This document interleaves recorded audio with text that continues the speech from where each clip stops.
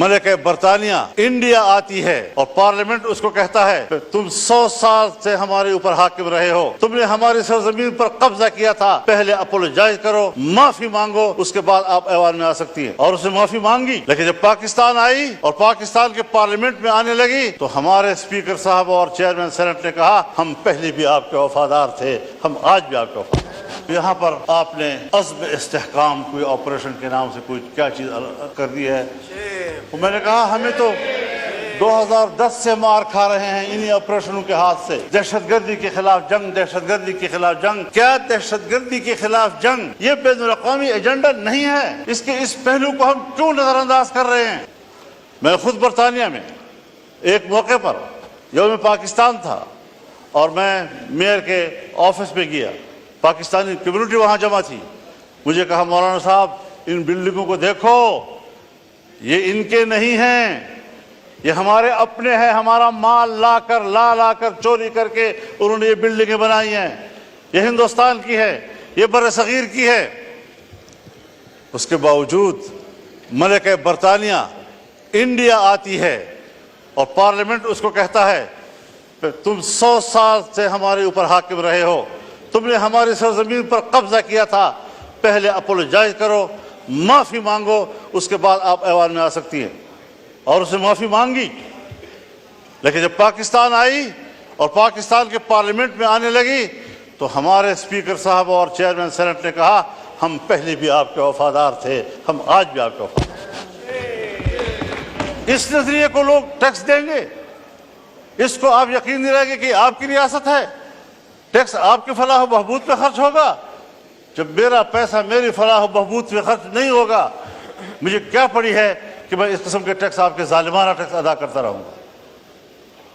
اور اگر ٹیکس ظالمانہ ہے اور آپ مجھے امن بھی نہیں دے پا رہے، اور جب میرا سب کچھ لٹ جاتا ہے پھر آپ کو جاگ آتی ہے۔ جب چین کا ایک مہمان آتا ہے، اہم مہمان، مجھے یہ کہنے دیجئے، بڑے ادب و احترام کے ساتھ کہنا چاہتا ہوں، ہمارے پرائم منسٹر صاحب بھی، ہمارے آرمی چیف بھی چائنا گئے، وہاں انہوں نے بڑی محنت کی، لیکن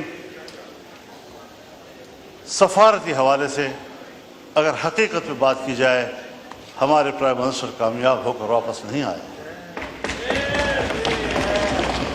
مولانا صاحب کائنڈلی اور ساتھ ساتھ مختصر کر دیجئے، آج بہت لمبا دن ہے۔ ان کا مہمان یہاں آیا، جی ہاں، ہم سب لوگوں کی خدمت میں حاضر ہوئے، مہمانداری کی، اور ہم نے ان کو اپنی بھرپور حمایت، تائید، دوستی سب حوالے دیے، انہوں نے بھی سب وہی حوالے دیے، لیکن ایک جملے میں اس نے ہمیں جواب دے دیا کہ پاکستان میں اب بھی سیاسی استحکام نہیں ہے، پاکستان کی سیکورٹی اب بھی ٹھیک نہیں۔ آپ بتائیں کہ کس بنیاد پر وہ انویسٹمنٹ کریں گے یہاں پاکستان میں؟ جی کائنڈلی حضرت صاحب کائنڈلی وائنڈ اپ کیجئے، تاکہ آج بہت لمبا دن ہے، رات کو 11-12 بجیں گے۔ اب یہاں پر آپ نے عزم استحکام کوئی آپریشن کے نام سے کوئی کیا چیز کر دی ہے۔ میں نے کہا ہمیں تو 2010 سے مار کھا رہے ہیں انہی آپریشنوں کے ہاتھ سے۔ دہشت گردی کے خلاف جنگ، دہشت گردی کے خلاف جنگ، کیا دہشت گردی کے خلاف جنگ یہ بین الاقوامی ایجنڈا نہیں ہے؟ اس پہلو کو ہم کیوں نظر انداز کر رہے ہیں؟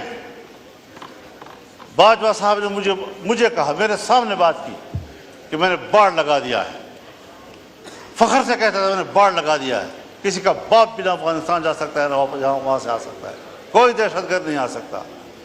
اب موجودہ آرمی چیف فخر سے کہتا ہے میں نے باڑ اکھاڑ کے پھینک دیا۔ اب پتہ نہیں وہ حب الوطنی ہے یا یہ حب الوطنی، وہ مسئلے کا حل تھا یا یہ مسئلے کا حل ہے۔ 50,000 سے نہیں بلکہ 25-30 ہزار لوگ یہاں سے افغانستان گئے، اور وہاں سے 40-50 ہزار اس وقت آ چکے ہیں، اور ہمارے ہاں، مجھے معاف کیجئے، بہت درد اور دکھ سے کہہ رہا ہوں، ایسا محسوس ہو رہا ہے کہ جیسے اگلے 2-4 مہینوں کے اندر ہمارے ڈیرہ اسماعیل خان، وزیرستان، دوسرا وزیرستان، لکی مروت، کرک، بنو، ان علاقوں میں امارت اسلامیہ قائم ہو جائے، اور پاکستان کی نظر نہیں آ رہی مغرب ہوتی ہی تمام تھانے بند ہو جاتے ہیں اور ان کو حکم دیا گیا ہے کہ آپ نے گشت میں باہر نہیں جانا. یہ ہے آپ کی ریٹ. جی ٹھیک ہے کہاں کھڑے ہیں ہم لوگ؟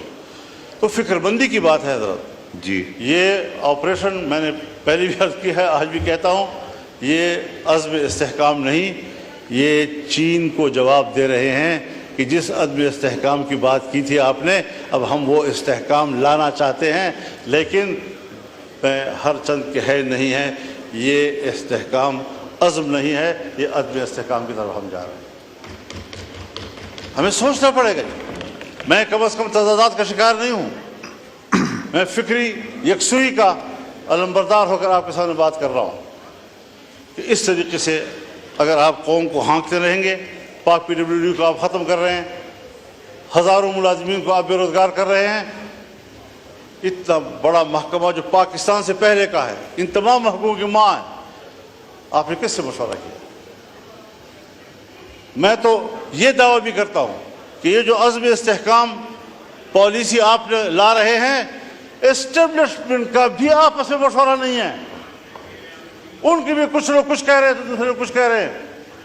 باہر آپ کچھ بیان دے رہے ہیں، پرائم منسٹر ہاؤس کا بیان کچھ آ رہا ہے اس کے بارے میں. یہ چیزیں سیدھی کرنی ہوں گی، اس پر مشاورت کرنی ہوگی، یکسوئی پیدا کرنی ہوگی. بہت ہم پٹ چکے ہیں.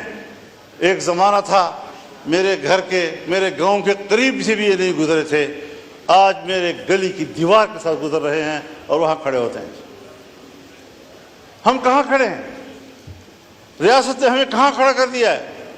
کیا ہم ایک شہری کی حیثیت سے ریاست پر کوئی حق نہیں رکھتے؟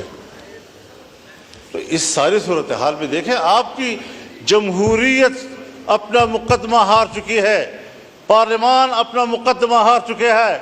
جب آپ الیکشن میں دھاند لیا کریں گے، اسٹیبلشمنٹ دھاند لیا کریں گی، جعلی پارلیمنٹ وجود میں آئے گی، تو پھر یہی اثر ہوگا کہ عوام آپ پہ اعتماد نہیں کرے گی. جی شکریہ مولانا صاحب، مہربانی مائک کھولے. کو بنائیں، جی. مشاورت کے عمل کو وسیع کریں. ٹھیک. آپ پر ذمہ داری ہے، آپ کو نہیں لینی چاہیے تھی ذمہ داری. میں نے مشورہ آپ کو دیا تھا کہ یہ پنگا مت لو، لیکن آپ نے پوچھا پنگا کسے کہتے ہیں، تو میں نے کہا وہ پھر لے کر ہی پتہ چلتا ہے اس کو.